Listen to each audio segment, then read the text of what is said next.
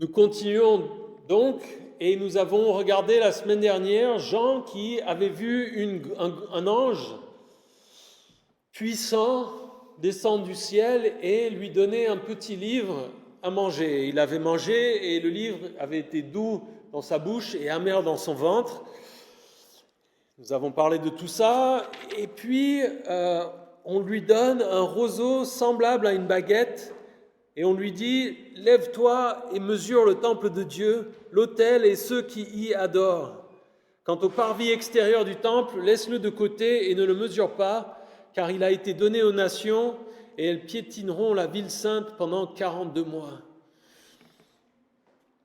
Ici, l'acte de recevoir un bâton pour mesurer fait référence et nous rappelle un passage dans Ézéchiel, les chapitres 40 à 43, où Ézéchiel reçoit le même genre de commandement. Il a une vision d'un temple et sur 4 chapitres, il a un morceau de bois. C'est un peu comme si on vous donnait un mètre en bois, on vous donne un truc qui fait 1 mètre et puis on vous dit mesurez la salle. Alors vous mettez au coin, vous dites bon ben là il y a 1 mètre, tac, tac, tac, et puis on mesure. Et Ézéchiel, lui, doit mesurer tout le temple et doit mesurer toutes les parties du temple. Et c'est un passage, on ne va pas le lire ce matin parce qu'il est très long et c'est très répétitif, où il lui dit, bon, bah, mesure le parvis extérieur et mesure le temple et mesure le Saint des Saints et mesure l'autel. Et à chaque fois, il dit, bon, bah, après, je les mesurerai.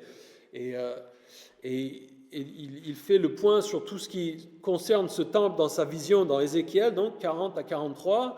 Et il est...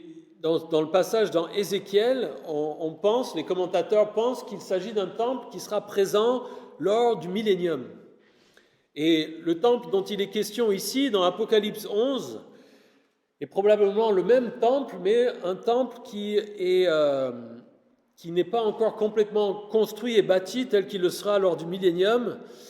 Et c'est peut-être pour ça qu'il y a cette idée de ne pas mesurer le parvis extérieur. Il y a la partie centrale, avec le lieu saint, l'autel et le Saint des Saints, et l'idée de juste ce qu'il faut pour les sacrifices tels que décrits dans l'Ancien Testament, mais pas toute la partie extérieure. Et cette idée de mesurer, cette idée de faire le point sur les choses, revient dans la Bible à d'autres endroits, dans Zacharie 2, il est question de ça dans Habakkuk 3, dans Apocalypse 21, la nouvelle Jérusalem sera mesurée aussi. Et il y a dans l'idée de mesurer quelque chose comme ça, de l'idée d'appartenance. C'est un acte de propriétaire, de quelqu'un qui contrôle la chose en question. C'est un petit peu comme de nos jours, si on fait faire une expertise. En général, quand est-ce qu'on fait faire des expertises où on fait mesurer en détail un logement ou un bâtiment ou une propriété? En général, c'est parce que le propriétaire veut soit le vendre, soit vient de l'acheter et veut faire le point, soit veut faire des constructions ou des changements. C'est des choses où c'est quelqu'un qui, d'une certaine manière, montre son autorité ou son contrôle sur un endroit par le fait de faire mesurer les choses. Et ici, donc, c'est l'idée que, d'une certaine manière, Dieu dit, ce temple-là est à moi, je possède cet endroit, je contrôle cet endroit. Et alors, dans le détail ici, la commande qui est donnée à Jean, c'est « Lève-toi et mesure le temple de Dieu, l'autel et ceux qui y adorent ». Donc, il y a le temple, l'autel, sans doute l'autel des parfums dont nous avons déjà parlé, et puis ceux qui y adorent. Alors c'est un petit peu intéressant, on se dit mais de quoi il s'agit ici? Pourquoi les mesurer? Est-ce qu'il doit prendre le bâton et puis voir quelle taille ils font les gens, mesurer tout le monde? Je pense que ça parle d'une évaluation de l'état spirituel des gens qui louent ici, qui adorent dans ce temple. Dans l'Ancien Testament, ça va de pair un petit peu avec cette idée de Dieu qui dit « Fais l'état des lieux de ce qui m'appartient ». Va voir ce peuple qui est supposé m'appartenir et va voir l'état spirituel dans lequel ils sont. Et c'est quelque chose d'important et c'est quelque chose qui doit nous nous encourager, nous exhorter à faire le point dans nos vies, à mesurer, à voir quel est l'état de notre vie spirituelle. Comment la Bible nous dit que nos vies, quand nous donnons notre vie, quand nous mettons notre foi en Jésus-Christ par la foi, la Bible nous explique que nous appartenons ensuite à Dieu. Nous sommes sa propriété, nous lui appartenons et il est en mesure de passer, de dire je vais mesurer les choses, je vais aller faire un état des lieux dans ta vie et je vais regarder ce qui s'y passe et s'il y a des choses qui ne sont pas bonnes, on va discuter et il va nous reprendre. Et donc ici, Jean reçoit ce commandement de dire fais le point sur cet endroit. On peut voir aussi dans cette idée, comme de nos jours, quand souvent on fait ces mesures avant de changer les choses, ici dans le contexte, pour moi, ça colle bien dans le sens où c'est Dieu qui dit je vais m'installer, je vais venir nettoyer un peu les choses, je vais remettre les choses en ordre, je vais venir prendre possession de ce qui m'appartient. Alors, qu'est-ce que ce temple de Dieu, qu'est-ce que l'autel et ceux qui y adorent, comment parler, comment envisager ces choses. Aujourd'hui, Israël est revenu dans le territoire de Palestine comme une nation et l'idée de reconstruire un temple littéral est quelque chose qui est beaucoup plus envisageable qu'il y a une centaine d'années, par exemple. On va en discuter et voir pourquoi, mais ça fait que au cours de l'histoire de l'Église, pendant de nombreuses années, et encore aujourd'hui, certains abordent ça de cette manière-là, ils voient cette description du temple d'une manière symbolique. Et ils se disent, on ne voit pas comment un temple littéral pourrait être reconstruit, et au cours de l'histoire, on comprend que des gens aient pu se dire ça, et donc ils se sont dit, pour expliquer ce temple qui est là, on va peut-être se dire que c'est l'Église qui a remplacé Israël et qui est décrit d'ailleurs parfois dans le Nouveau Testament comme étant un temple saint. C'est dans Éphésiens 2, verset 21, Paul en parle en disant « C'est en lui que tout l'édifice bien coordonné s'élève pour être un temple saint dans le Seigneur ». On voit d'autres passages, mais cette idée que ce temple serait l'Église, à mon sens, n'est pas satisfaisante. Il y a plusieurs problèmes. Il y a le problème de savoir que Paul décrit le chrétien de manière individuelle aussi comme étant un temple, en disant 1 Corinthiens 6, 19, « Ne le savez-vous pas, votre corps est le temple du Saint-Esprit qui est en vous et que vous avez reçu de Dieu. Vous ne vous appartenez pas à vous-même. » Donc il y a l'idée qui déjà pose un petit peu problème. Si l'Église est le temple, alors qu'est-ce que ça veut dire que le chrétien est le temple? Et il y a aussi le problème ici dans la description de savoir à quoi correspond alors l'autel et à quoi correspondent ceux qui y adorent. Si les chrétiens constituent un temple vivant et que c'est eux on va dire les pierres qui constituent l'édifice, alors que sont ceux qui y adorent? Ça pose des problèmes qui, à mon sens, font que ça ne colle pas. Et encore une fois, dans cette étude de l'Apocalypse, pour moi, la manière la plus logique et la plus claire de l'aborder, c'est de manière littérale. Quand la Bible nous dit qu'il y a un temple avec un autel et des gens qui y adorent, c'est qu'il y a un temple avec un autel et des gens qui y adorent. Et ce temple reconstruit, c'est quelque chose dont vous allez entendre parler quand vous étudiez la question de la fin des temps. Quand on envisage l'Apocalypse ou les prophéties concernant le retour de Jésus, vous allez souvent lire ou entendre parler de l'idée d'un temple reconstruit. Et je vous avais dit que le fait qu'en ouverture de notre étude de la fin des temps, qu'une des raisons qui nous font penser que les choses arrivent, évidemment elles arrivent toujours plus proches, mais ça commence à vraiment chauffer, c'était l'idée que le peuple juif est revenu, il y a eu une nation qui a été reconstituée en Israël, et que ça fait partie des raisons qui me poussent à croire qu'on arrive vers le dénouement, mais cette question du temple fait partie aussi des questions qui me font penser qu'on arrive vraiment très proche. Alors, encore une fois, on reste humble et hypothétique quant à savoir quand ça va avoir lieu et quelle est la durée des choses.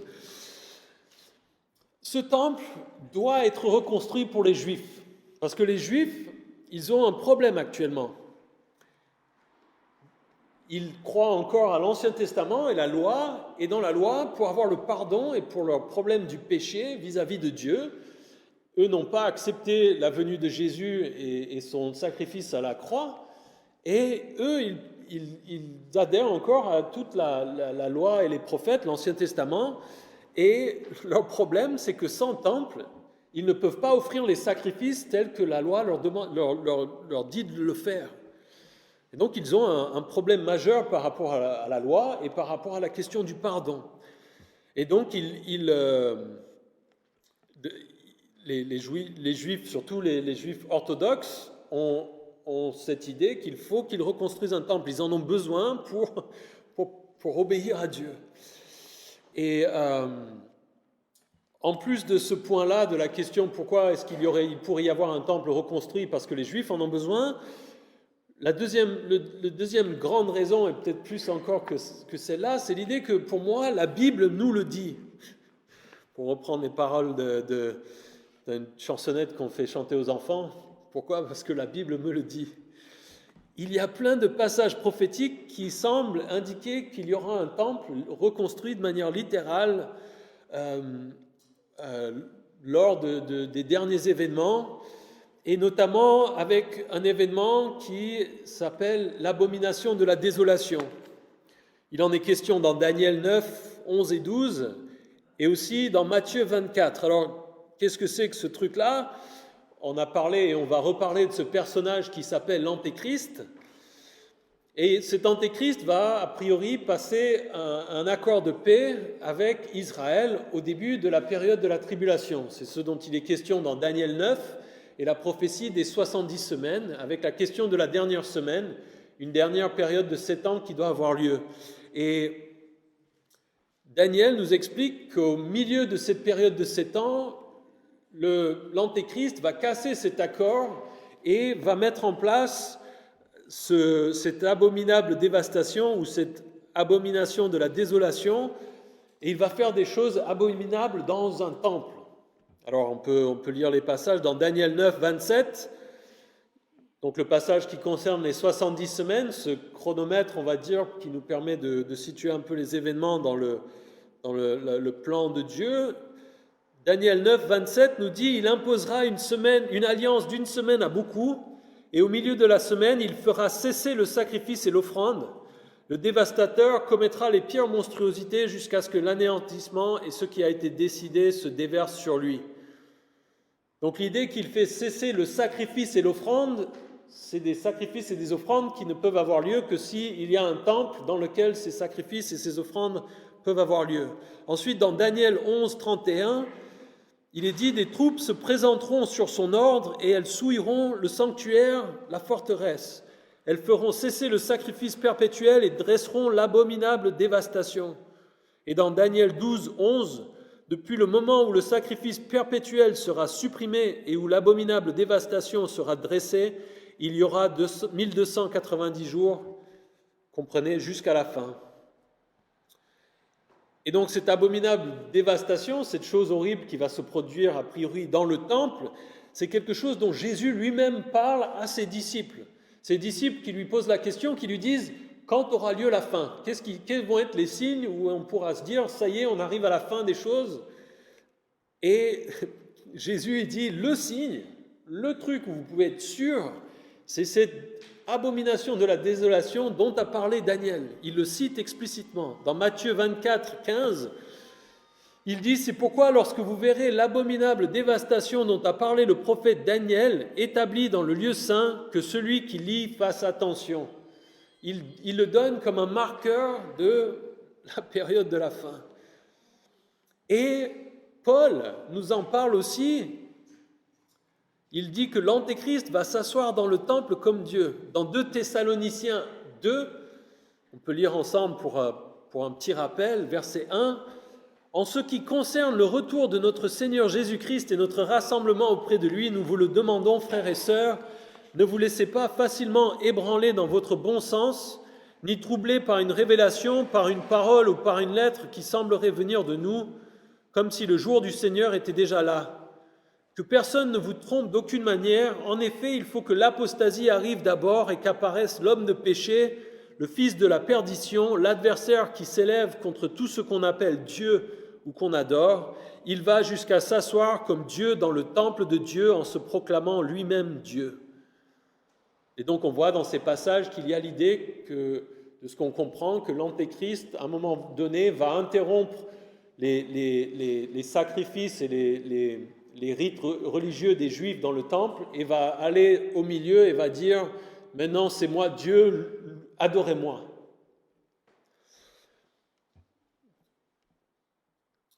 Et donc tout ça nous fait simplement dire, pour que ces choses puissent arriver, il faut qu'il y ait un temple. Sinon, de quoi est-ce qu'il s'agit ?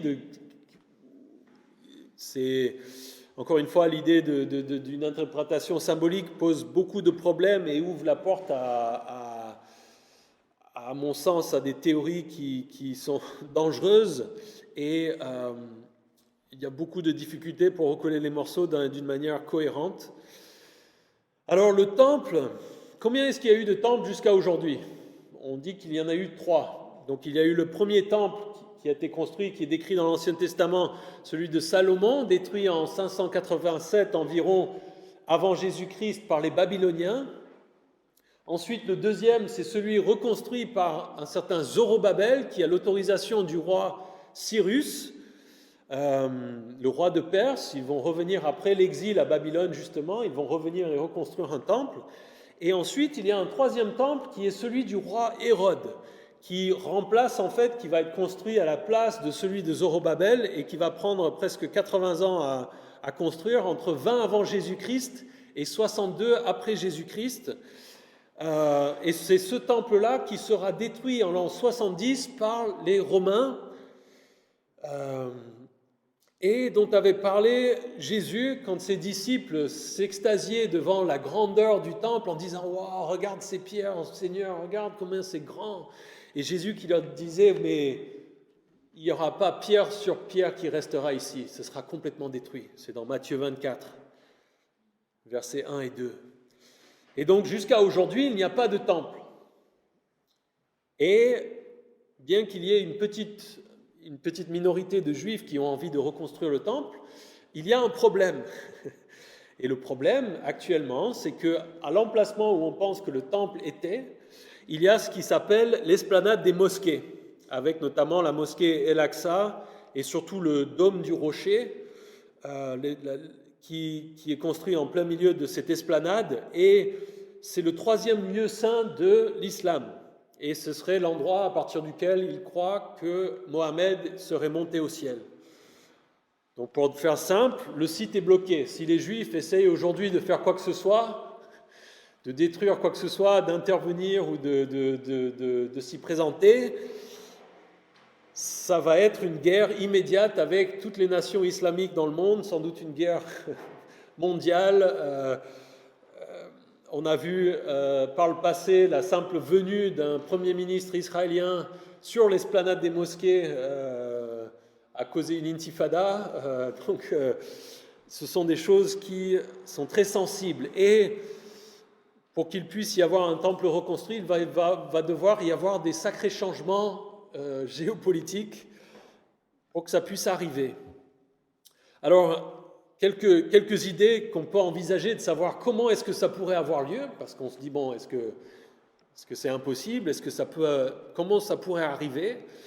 Alors, tout d'abord, les Romains, en 70, ils ont tellement bien détruit les choses, comme Jésus en avait parlé, ils ont vraiment enlevé rocher sur rocher. La légende veut que l'or qui se trouvait dans le temple et qui, avec le feu, a fondu, s'est introduit entre les rochers et a amené les Romains et les soldats romains à dire on démonte tout rocher par rocher jusqu'à aller trouver tout l'or qui est allé en fondant, glisser entre les rochers. Et ils ont donc tellement bien détruit le lieu que c'est difficile de savoir avec certitude où se trouvait exactement quoi. Et il y a des discussions sur le fait que peut-être, donc actuellement le dôme du rocher. C'est une structure, une mosquée qui se trouve en plein milieu de cette esplanade. C'est le dôme que vous voyez si vous voyez des photos de Jérusalem, vous voyez un dôme qui a un peu une couleur, on a l'impression que c'est un peu bleu.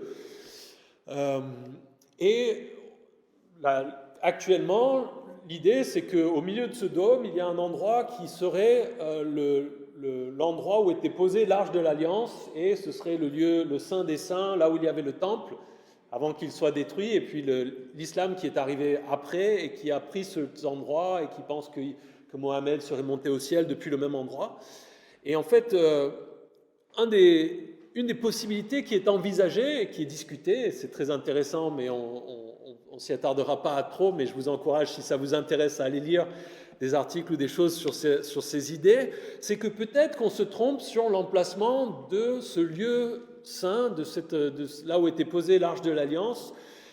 Peut-être qu'on s'est trompé sur l'endroit, et les gens pensent donc, et il y a notamment un certain H.R. Kaufman, j'ai trouvé en cherchant, qui dans les années 80 a fait des études très poussées sur les choses de l'Ancien Testament, mais aussi sur des écrits rabbiniques que les Juifs gardent, et pense en fait que l'emplacement exact de ce temple, de là où il y avait le Saint des Saints, le lieu saint et l'autel et ces choses-là, serait en fait 100 mètres au nord de ce dôme du rocher où il se trouve actuellement, toujours sur l'esplanade des mosquées, mais un endroit qui s'appelle le Dôme des Esprits. Et ça m'a fait sourire si vous allez regarder sur Internet, il y a une photo, et c'est une petite pergola qui ferait juste la taille presque pour 2-3 personnes, une petite structure, et en bas il y a une pierre,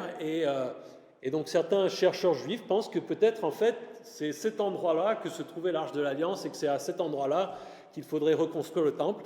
Et à cause de ça, certains avancent l'hypothèse que peut-être qu'ils pourraient se mettre d'accord avec les musulmans pour dire on laisse les autres structures telles qu'elles sont et on va construire juste un petit autel, on va dire la partie essentielle du temple, avec le lieu saint, l'autel et le Saint des Saints, pour qu'on puisse reprendre nos sacrifices et nos rites religieux sans détruire le dôme du rocher ou la mosquée El-Aqsa qui se trouve un petit peu plus loin, etc.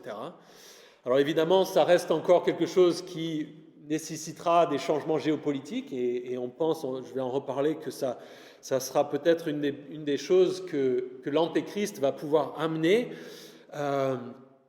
Il y a d'autres idées, notamment un certain institut du Temple à Jérusalem, qui avance l'idée qu'il pourrait peut-être être autorisé à déplacer le dôme du rocher pour reconstruire le Temple, parce qu'il considère que le Coran lui-même parle de la reconstruction du Temple, et que l'islam aujourd'hui, qui est dominé plutôt par un islam radical, refuse catégoriquement de reconnaître cette chose-là. Et donc eux prient et pensent qu'un jour, l'islam peut-être leur donnera carrément l'autorisation de reconstruire là où se trouve le dôme du rocher. Alors c'est quelque chose qui nécessitera vraiment du travail de la part de Dieu pour changer la situation. Ce qui est intéressant, et ça m'a passionné, on peut se perdre en lecture, on va essayer de garder ça bref pour ne pas parler jusqu'à 13h ou 14h.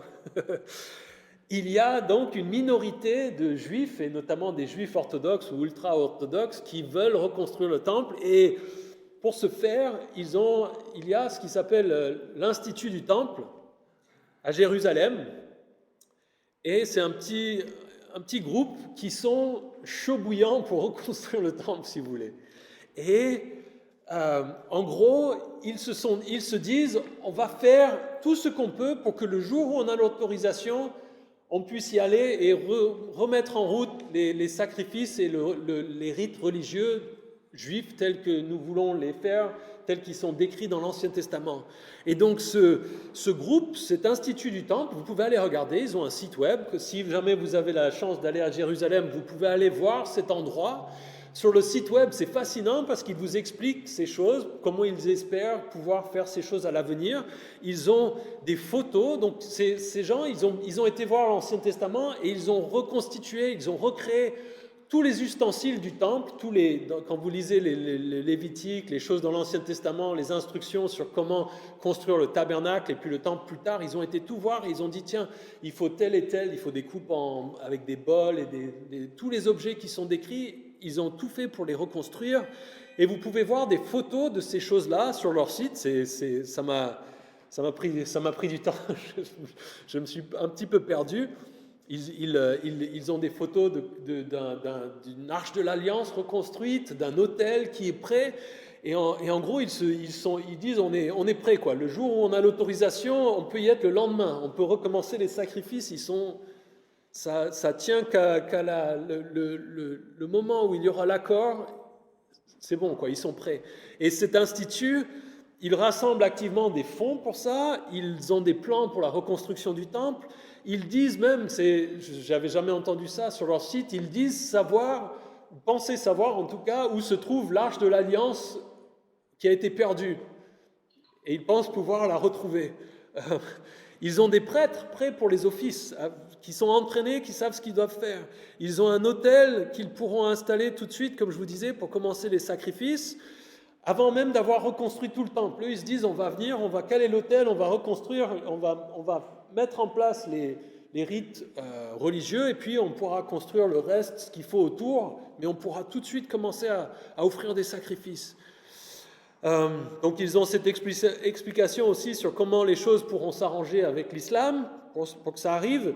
Apparemment, ils ont même acheté des forêts au Liban pour avoir des cèdres, pour correspondre à la construction et avoir du bois qui correspond à ce qui est décrit dans l'Ancien Testament. Ils font des recherches génétiques pour recréer des génisses rousses qui sont décrites dans l'Ancien Testament comme étant nécessaires pour les sacrifices, c'est-à-dire des vaches rousses. Et c'est fou et c'est assez fascinant comme lecture de voir ça, de regarder ces choses. Alors, à noter encore une fois qu'il s'agit d'une minorité de juifs, ce n'est pas la majorité, ce n'est pas les juifs lambda. Si vous croisez quelqu'un, ils vont peut-être même pas être au courant de tout ça. Et en tant que chrétiens, c'est quelque chose qui nous est un peu, qui nous laisse un petit peu dans un entre-deux, parce qu'on est fasciné et passionné. En tout cas, moi, je le suis. J'espère que j'arrive à vous le communiquer. Mais l'idée, c'est que quand même, le fait qu'ils vont reconstruire ce temple, c'est un affront qui est fait à Dieu et surtout à Jésus. Parce que Jésus, son sacrifice, sa vie qui a été offerte, c'était pour qu'il n'y ait plus besoin de sacrifice. Et le peuple d'Israël, jusqu'à aujourd'hui, a rejeté cette œuvre de Jésus, ne l'a pas reconnue. Et en quelque sorte, ils veulent reconstruire ce temple parce qu'ils nient complètement Jésus et ce qu'il a fait. Et donc, c'est simplement l'idée qu'à la fois, ça nous passionne, mais ça ne devrait pas être quelque chose qui nous réjouit d'une certaine manière, parce que c'est pas ce que Dieu veut maintenant. Mais ça va arriver, ça doit arriver avec ce qui va se passer à la fin des choses, ce que nous sommes en train de regarder. Alors verset 2, quant au parvis extérieur du temple, laisse-le de côté et ne le mesure pas, car il a été donné aux nations et elles piétineront la ville sainte pendant 42 mois. Donc c'est ce que je vous disais. Avec cette idée de mesurer, il y a l'idée de mesurer la partie centrale du temple, mais pas la partie extérieure qu'il y avait. Et donc ça fait penser à certains, ce verset, de dire il a été donné aux nations, que peut-être qu'il pourrait y avoir encore ce dôme du rocher autour, et que c'est pour ça qu'il dit, mesure juste la partie centrale essentielle, et puis ce qui va être reconstruit, et ce qu'on voit notamment dans la vision, dans Ézéchiel 40 à 43, cette vision du temple pendant le millénium, là, il y a tout le parvis extérieur, il y a toute la partie extérieure du temple qui est présente, et donc certains pensent peut-être que c'est un peu ce compromis qui fait qu'il y a qu'une partie du temple qui est reconstruite. Les nations vont piétiner la ville sainte pendant 42 mois. Ça rappelle les paroles de Jésus dans Luc 21-24, qui dit que Jérusalem sera piétinée par des non-juifs jusqu'à ce que la période accordée aux nations prenne fin. Alors on va parler après des 42 semaines dans le contexte des deux témoins, juste après. Je voulais juste vous donner un peu le le déroulement possible de ces événements tel que c'est souvent présenté, suivant les gens que vous allez regarder. Alors je vous le donne, et puis en même temps, j'apporte toujours cette nuance qui est de dire qu'on voit des éléments de prophétie, et on essaie de construire un peu une trame, une vision d'ensemble, mais qu'on doit rester humble et prudent par rapport à ces choses-là. On voit que si on regarde les prophéties concernant la venue de Jésus, sa première venue, on voit qu'on a des éléments qui correspondent, mais que comment ça s'est vraiment produit, il manquait beaucoup du détail et de la nuance que nous avons maintenant. Et donc on aborde ça brièvement. Alors pour vous donner un peu le déroulement possible, c'est de dire que ça commence avec cet accord de paix qui démarre cette période de 7 ans dont il est question dans Daniel 9, et avec cet antéchrist. Il en est question dans Daniel 11 et 12 aussi, et il semble ressortir que c'est quelqu'un qui est séducteur, trompeur, qui séduit le monde en emmenant la paix, que c'est un peu un politicien, et il y a l'éventualité, la possibilité peut-être qu'une des choses qu'il fait et qui séduit le monde, qui lui donne du cachet et une influence, c'est en partie le fait d'arriver à un accord de paix, notamment avec Israël. C'est ce dont il est question, alors cette idée d'alliance dans Daniel 9, 27. Et peut-être qu'il va trouver un moyen pour dire on négocie avec les musulmans pour que les Juifs puissent reconstruire leur temple. Et donc les Juifs se mettent à reconstruire, recommencent les sacrifices, la période de la tribulation démarre, et puis au milieu de cette période de 7 ans, ce dont il est question notamment dans Daniel 9, l'Antéchrist, une fois que le temple est reconstruit, arrive et dit « Vous arrêtez maintenant vos sacrifices, c'est moi que vous allez adorer », et s'installe en tant que Dieu, ce dont il est question dans 2 Thessaloniciens 2, et cette abomination de la désolation, et il persécute alors violemment les Juifs pendant la deuxième moitié de cette période de 7 ans. Donc ça donne un peu une éventualité. Ce qui est intéressant aujourd'hui aussi, c'est que les Juifs orthodoxes pensent que le Messie va reconstruire le temple. Et ça fait penser que les Juifs, dans un premier temps, vont être trompés par l'Antéchrist et vont l'accepter et l'accueillir à bras ouverts peut-être comme le Messie, avant que lui ne se retourne contre eux et dise « Non, maintenant vous allez m'adorer » et les Juifs qui vont rejeter ça vont se rendre compte de leur erreur et qui vont être persécutés pendant la deuxième moitié de la tribulation.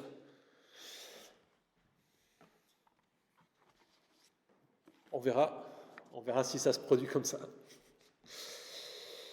On verra nous, je crois, du ciel, puisqu'on ne sera pas là avec l'enlèvement de l'Église pour voir ces événements.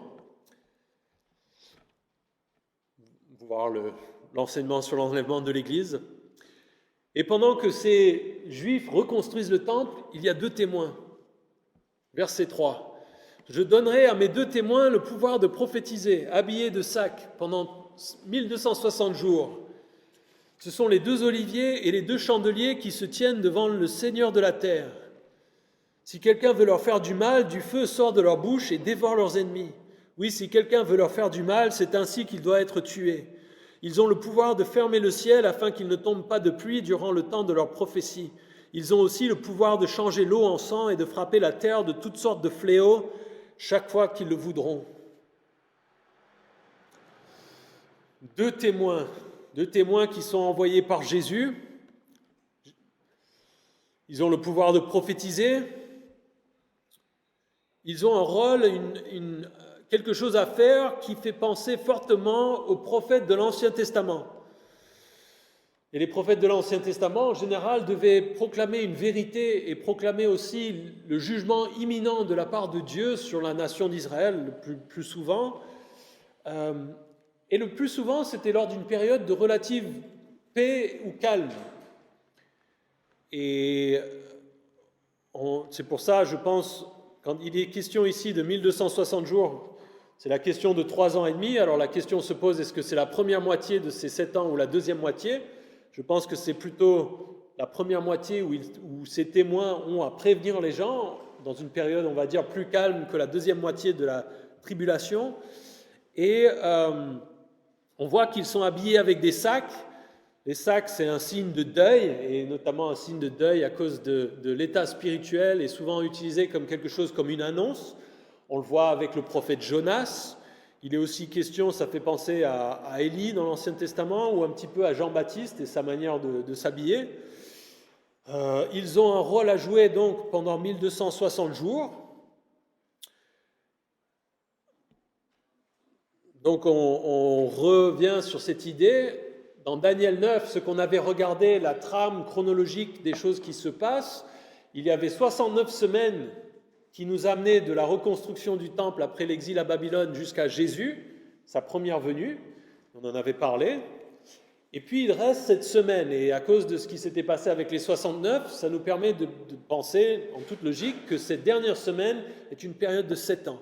Et donc on voit qu'il y a un événement majeur, un tournant majeur qui se produit au milieu de cette période de 7 ans, et il y a donc la question de 3 ans et demi avant et 3 ans et demi après. Et c'est ce qu'on retrouve dans les chiffres qui sont donnés dans Daniel et dans Apocalypse. Il va être question de 1260 jours, c'est 3 fois 360 plus la moitié de 360. Il y a 42 semaines, c'est 3 ans et demi aussi. Il est question dans Daniel aussi et dans Apocalypse, on le verra la semaine prochaine, d'un temps, 2 temps et la moitié d'un temps, 1 an, 2 ans et la moitié d'une année, donc 3 ans et demi.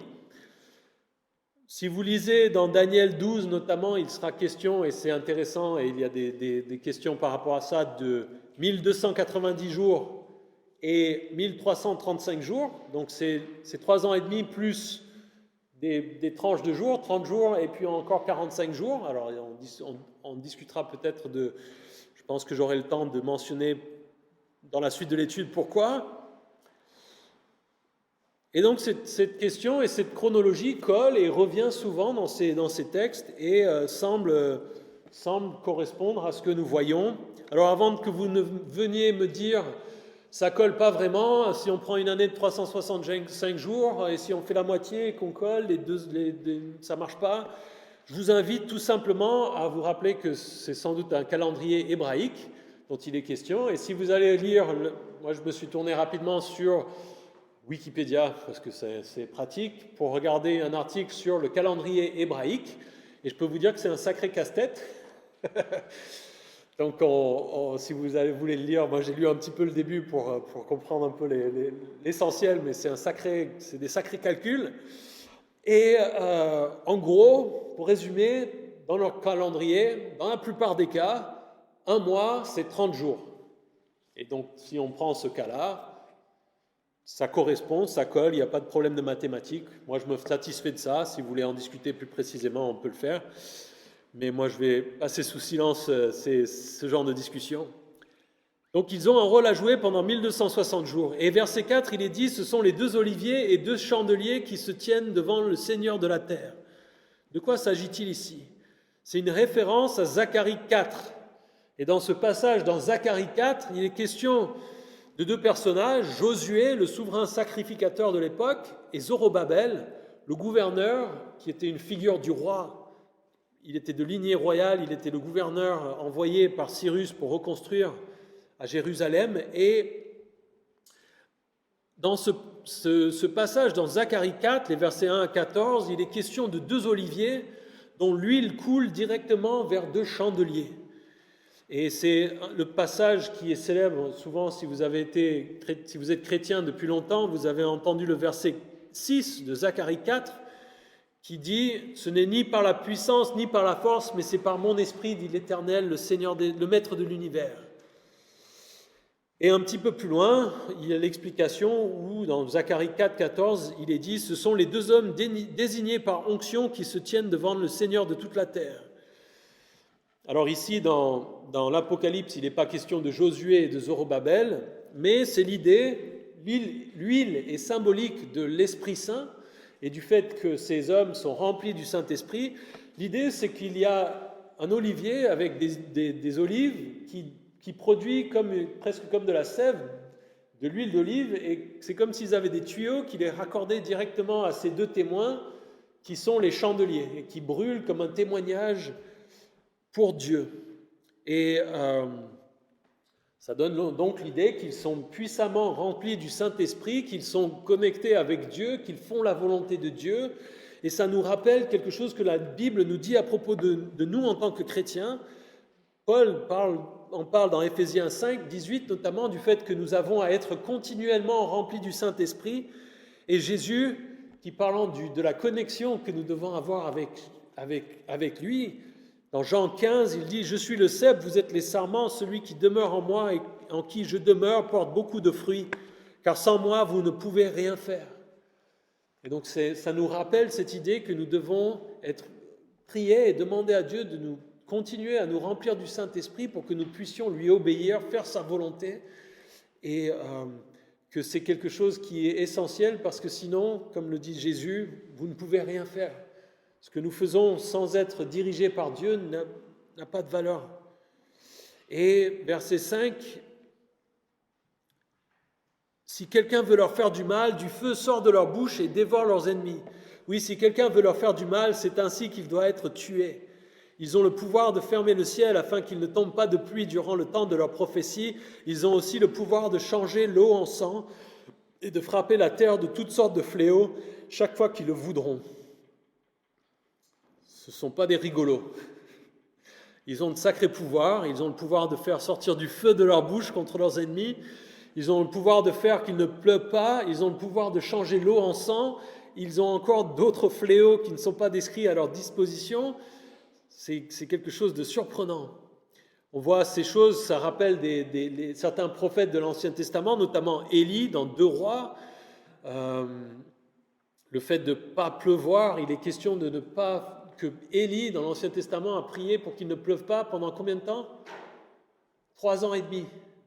On retrouve les mêmes périodes. Moïse, lui, avait pu changer l'eau en sang. Dans Exode 7 à 12, il y a ces fléaux qui viennent sur l'Égypte. Et donc ils ont une puissance, quelque chose de la part de Dieu directement pour faire ces choses. Et verset 7, quand ils auront fini de rendre leur témoignage, la bête qui monte de l'abîme leur fera la guerre, les vaincra et les tuera. La bête de l'abîme, nous en avons parlé avec Apocalypse 9, le verset 11, il s'agit sans doute de Satan qui vient leur faire la guerre et les tuer, peut-être indirectement. Ici, ils ont fini de rendre leur témoignage. Encore une fois, c'est Dieu qui est aux manettes. Dans cette étude du livre de l'Apocalypse, c'est le leitmotiv et la chose qui sous-tend tout ce qui se passe, c'est que Dieu dirige. Et ici, l'idée, c'est que ces 2 témoins, ils ont quelque chose à faire, un témoignage à rendre, et qu'une fois qu'ils ont terminé, que Dieu considère qu'ils ont fait ce qu'ils avaient à faire, c'est à ce moment-là que Satan a le droit de venir vraiment s'attaquer à eux et de les tuer.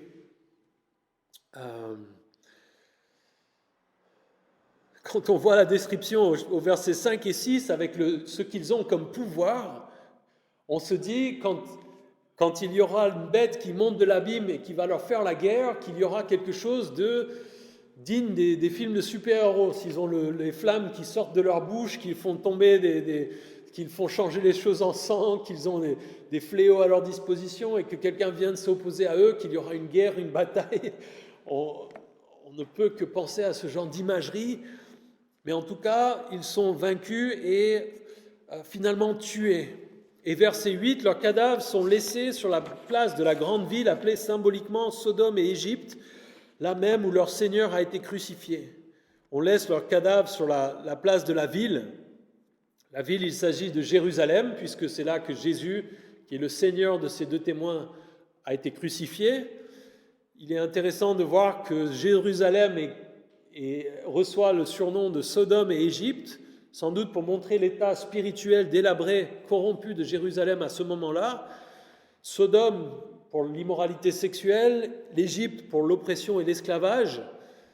La grande ville va être un titre qu'on va revoir dans l'Apocalypse pour décrire Babylone, pour décrire le QG de l'Antéchrist. Et on laisse donc leurs cadavres sur la place de la ville. Et verset 9, « Des hommes de divers peuples, tribus, langues et nations verront leurs cadavres pendant 3 jours et demi, et ils ne permettront pas qu'on les mette au tombeau. » C'est intéressant comme verset parce que c'est presque une prophétie sur les médias de masse tels que nous les avons aujourd'hui. Si on lisait ce passage il y a 100 ou 200 ans, on pourrait se dire, mais comment une telle chose pourrait arriver? Est-ce que ce sera une vision que les gens auront? Qu'est-ce que ça veut dire qu'il y ait plein de peuples, de tribus, de langues et de nations qui puissent voir ça? Mais aujourd'hui, avec la télé et Internet et le monde dans lequel nous vivons, nous en venons presque à nous dire, bien sûr, évidemment. Il peut y avoir des reporters direct live qui se tiennent devant la scène et qui disent, voilà, les 2 témoins qui nous ont cassé les pieds à nous dire qu'on était des pécheurs et que Dieu allait venir juger le monde. Voilà, ils sont morts. On est en direct de Jérusalem et toute la planète peut le regarder en même temps, directement. C'est même plus quelque chose qui nous étonne quand on le lit. Le fait de laisser les cadavres, il y a l'idée d'humilier ces 2 témoins. Et dans le psaume 79, les versets 1 à 3, il y a un passage qui est peut-être une prophétie par rapport à ces témoins.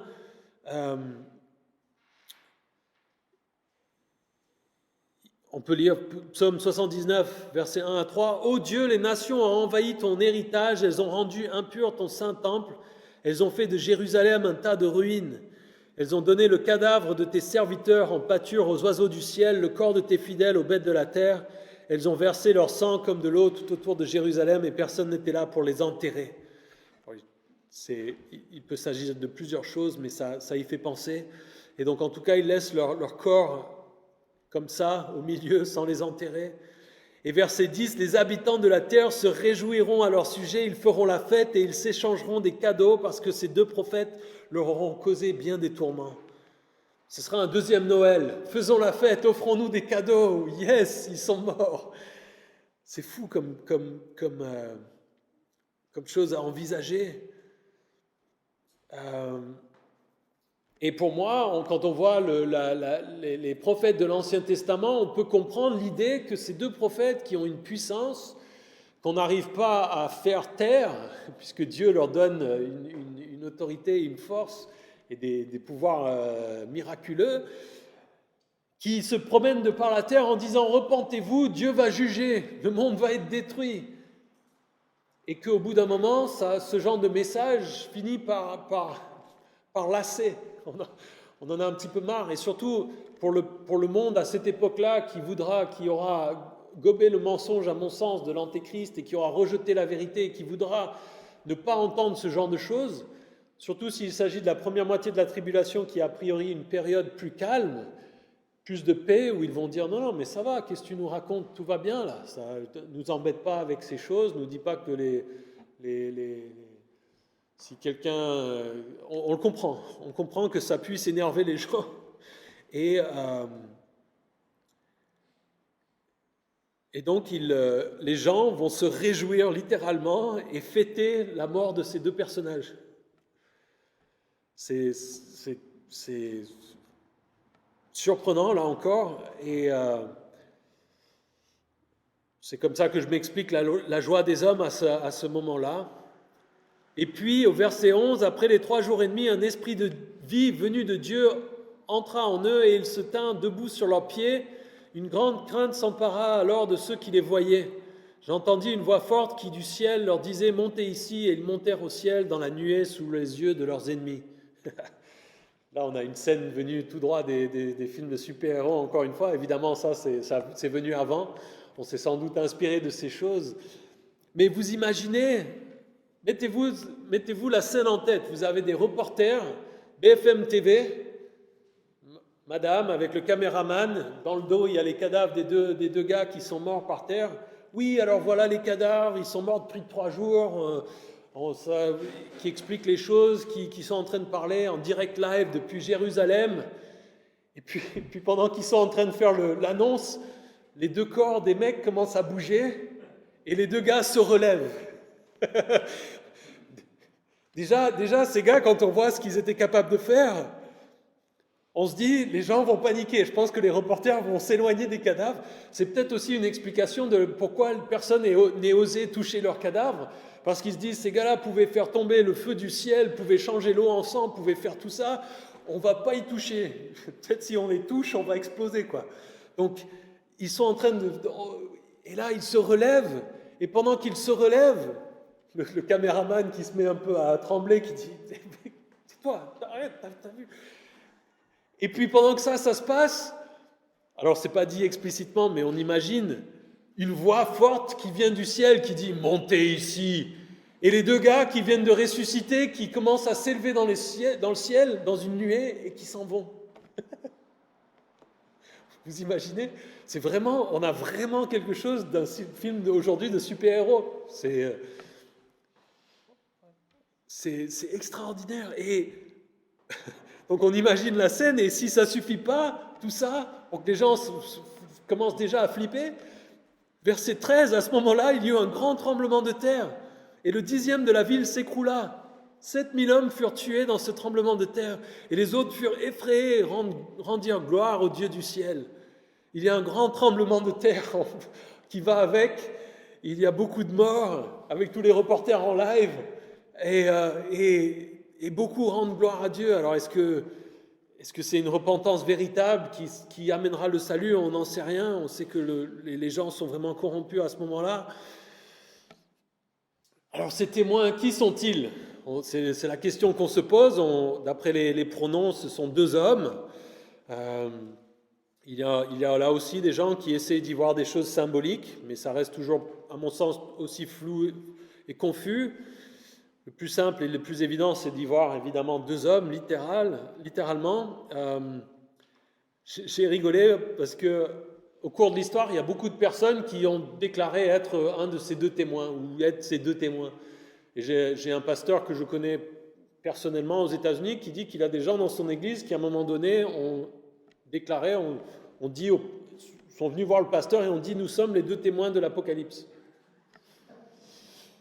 Donc, apparemment, ça arrive, et je rigolais parce qu'il y avait un pasteur qui disait si on faisait la somme de tous les gens au cours de l'histoire qui ont déclaré, qui se sont réclamés être ces 2 témoins, on pourrait, en les additionnant, sans doute arriver aux 144 000. Voir ceux qui ne comprennent pas la question des 144 000 dont il est question dans le même livre, dans le livre de l'Apocalypse, et où il y a beaucoup de groupes qui pensent être les 144 000 en question. Donc, on ne sait pas exactement, mais la Bible, et le plus important à retenir, c'est que la Bible ne nous le dit pas. Et si c'était essentiel, la Bible nous le dirait. Donc on a déjà ça, on peut être tranquillisé.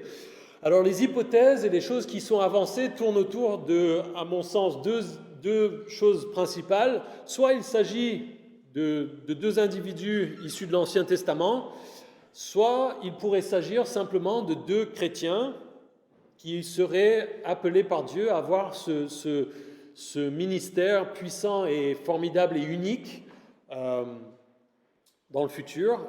Alors les personnages de l'Ancien Testament, il y en a 3 qui ressortent si vous lisez les choses. C'est un certain Enoch, Élie et Moïse, qui sont candidats pour 2 places. Donc après il y a des discussions, des pourquoi et des comment.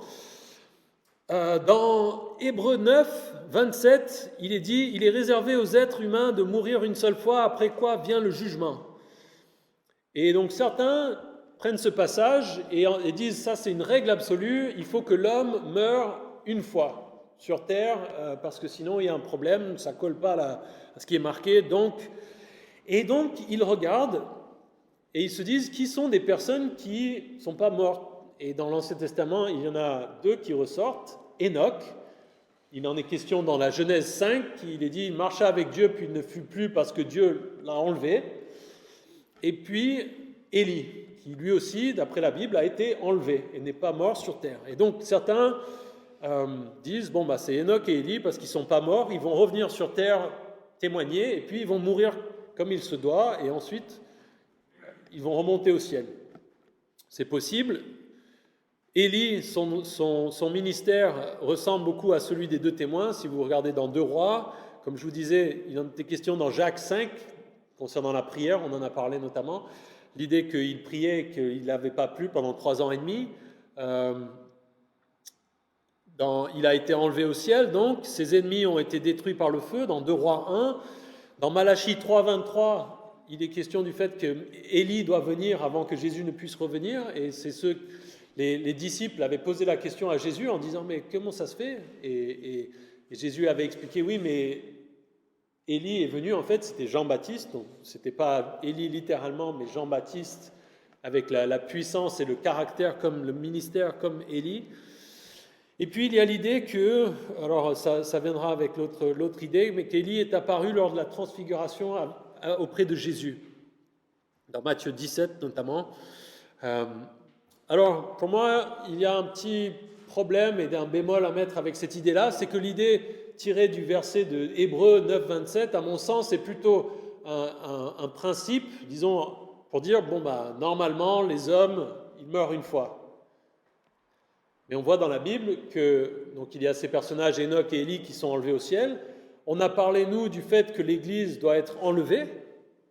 Et à ce moment-là, ceux qui sont enlevés ne mourraient pas une fois sur terre. Donc il y a ces exceptions-là. Et puis dans l'autre sens, il y a la question de ceux qui ont été ressuscités. Nous avons parlé d'un certain Lazare, qui est mort une fois. Jésus l'a ramené à la vie, et il est mort une 2e fois. Et donc on se dit... Est-ce que ça colle? Ça ne colle pas avec Hébreux 9, 27, si on le prend comme une règle littérale et absolue, plutôt qu'un principe de fait de dire normalement, mais il y a des exceptions, si Dieu le veut, etc. Donc, peut-être que c'est Enoch et Élie, peut-être que c'est Élie et Moïse. Pourquoi Élie? J'en ai parlé. Moïse, son ministère, encore une fois, ressemble, les fléaux en Égypte, ça ressemble à ce qui est décrit. Il y a un passage bizarre dans Jude 9 où il est question d'une lutte entre l'archange Michel et Satan qui se disputent le corps de Moïse. Donc certains commentateurs disent peut-être que c'était parce que Dieu avait ce projet pour Moïse qui allait être un témoin et Satan voulait attraper le corps. Alors c'est très hypothétique là. Certains ennemis de Moïse ont aussi été détruits par le feu, on le voit dans Nombre 16. Et puis Moïse est aussi apparu lors de la transfiguration de Jésus. Et donc certains se disent peut-être que ce moment où il y a la transfiguration et qu'Élie et Moïse apparaissent et qu'ils discutent avec Jésus, il y a peut-être l'idée qu'ils sont en train de discuter de ce ministère à venir, de se dire on prévoit de discuter du plan, de ce qui allait se produire. Si je mettrais ma pièce sur Élie et Moïse, mais voilà, c'est pas le plus important. Encore une fois, ça pourrait même être comme avec Jean-Baptiste. Jésus a dit, il est venu, c'était l'Élie, mais vous n'avez pas compris. Peut-être qu'il s'agit de 2 chrétiens simplement qui auront ce ministère-là, qui ressemble à celui de l'Ancien Testament, comme le ministère de Jean-Baptiste ressemblait à celui d'Élie. On ne sait pas. Voilà les hypothèses. Verset 14, le 2e malheur est passé, voici le 3e vient bientôt. Le 7e ange sonna de la trompette et des voix fortes retentirent dans le ciel. Elle disait, le royaume du monde est remis à notre Seigneur et à son Messie, et il régnera au siècle des siècles. Les 24 anciens qui étaient assis devant Dieu sur le trône se prosternèrent le visage contre terre, et ils adorèrent Dieu, en disant, nous te remercions, Seigneur Dieu Tout-Puissant, toi qui es et qui étais, parce que tu as exercé ta grande puissance et établi ton règne. Les nations se sont irritées, mais ta colère aussi est venue. Voici le moment de juger les morts, de récompenser tes serviteurs, les prophètes, les saints et ceux qui craignent ton nom, petits et grands, et de détruire ceux qui détruisent la terre. Alors le temple de Dieu qui est dans le ciel fut ouvert et l'arche de son alliance apparut dans son temple. Il y eut des éclairs, des voix, des coups de tonnerre, un tremblement de terre et une forte grêle. Cette 7e trompette sonne et elle amène une grande joie dans le ciel face à la résolution de toute chose qui est imminente. Il y a encore une fois cette louange qui a lieu au ciel en écho avec ce qui se déroule sur terre. Le royaume du monde est remis à notre Seigneur et à son Messie et il régnera au siècle des siècles. On voit les 24 anciens dont il était question dans Apocalypse 4 et 5 qui se prosternent encore, qui adorent Dieu. Ils disent, nous te remercions Seigneur notre Dieu Tout-Puissant, toi qui es et qui étais, parce que tu as exercé ta grande puissance et établi ton règne. Ici c'est intéressant, normalement on dit, toi qui étais, qui est, qui était et qui vient. Et ici, on a le sentiment que cette partie-là est à enlever parce que Jésus vient ou est arrivé. Tu as exercé ta grande puissance et établi ton règne. Le règne de Jésus commence. Les nations se sont irritées, mais ta colère aussi est venue. Voici le moment de juger les morts, de récompenser tes serviteurs, les prophètes, les saints et ceux qui craignent ton nom, petits et grands, et de détruire ceux qui détruisent la terre. Les nations s'irritent contre Dieu, mais sa juste colère va venir contre eux. Vous pouvez lire, si ça vous intéresse, le psaume 2 qui semble faire écho à ces choses. Le monde ne veut pas se soumettre à l'autorité de Dieu et continue à rejeter. Je rigolais parce que dans les notes de Marge, des notes de Pierre, que la dernière fois quand il avait enseigné ce passage, ici il est question de détruire ceux qui détruisent la terre. Et il avait noté dans la marge que c'était un bon programme écologique. Voilà, si on veut un bon programme écologique, il faut détruire ceux qui détruisent la terre. Et puis verset 19, alors le temple de Dieu qui est dans le ciel fut ouvert et l'arche de son alliance apparut dans son temple. Il y eut des éclairs, des voix, des coups de tonnerre, un tremblement de terre et une forte grêle. Ici, le temple de Dieu qui est au ciel s'ouvre, l'arche de son alliance apparaît dans son temple, parce que c'est, encore une fois, nous avions dit que le tabernacle et le temple sur terre étaient un modèle réduit de ce qui se trouvait au ciel. Les phénomènes qui se produisent ici, les éclairs, les voix, les coups de tonnerre, le tremblement de terre, la forte grêle, ça rappelle les moments dans l'Ancien Testament, notamment où Dieu, par sa présence, se révèle au peuple, notamment au Sinaï, dans Exode 19, si vous voulez le lire. Et on voit dans la suite de notre étude que les choses vont arriver à leur terme, qu'il va commencer à y avoir les jugements de Dieu qui va d'une certaine manière, depuis le trône, depuis le lieu où il règne, émettre les jugements, les condamnations, et on avance. Et cette 7e trompette qui devait sonner, on avait vu la semaine dernière qu'il y avait cet ange qui disait quand ça va sonner, alors il n'y a plus de délai, les choses de la fin arrivent et tout est vraiment tout est inexorable et établi.